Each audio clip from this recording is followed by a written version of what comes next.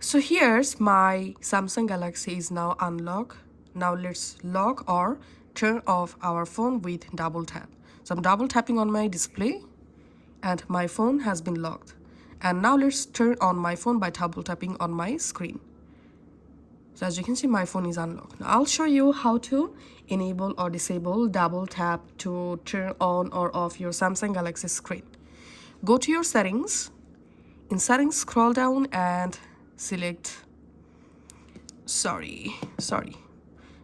You have to select advanced features from your settings. And here under advanced feature, tap on motions and gestures. And here you will find these two options, double tap to turn on screen and double tap to turn off screen. So all you have to need to enable double tap to turn on or off screen, just again enable this option, these two options. And to disable double tap to turn on off screen, just toggle the switch off. That's how you can actually do it. Thank you.